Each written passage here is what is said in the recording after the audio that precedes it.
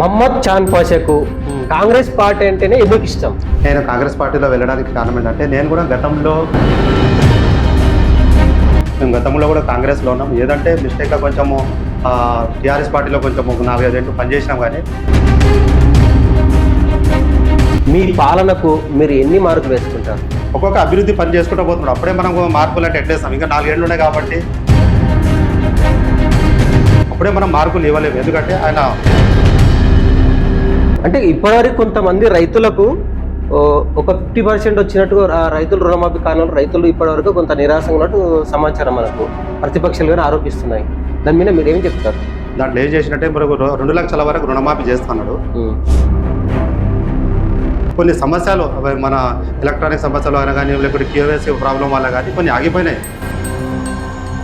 మీరు నెక్స్ట్ పోటీలో ఉంటున్నారు. మీలో ఉన్న క్వాలిటీ ఏంటి? మీకే ప్రజలు ఎందుకు ఓటేయాలంటే మీరేం చెప్తారు?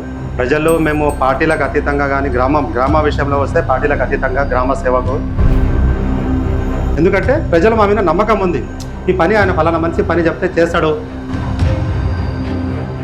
వాళ్ళకి అందుబాటులో ఉంటాడు కాబట్టి వాళ్ళ నమ్మకంతోనే మాకు ఓటేస్తారు.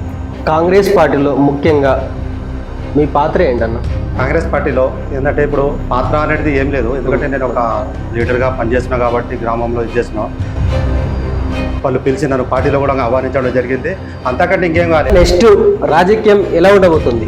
ఏ వెంకటేష్ గారు నెక్స్ట్ రాజకీయం ఎలా ఉంటుంది అంటున్నారు. ఇప్పుడు మన కొడంగల్ నియోజకవర్గానికి సీఎంఏ ఉన్నాడు. పెద్ద పెద్ద కార్యక్రమాలు, కోట్ల రూపాయలు అభివృద్ధి చూసుకుంటూ పోవాలి. కానీ అంతేగాని ఇప్పుడు ఎలా ఉంటుందని కాదు. ఇప్పుడు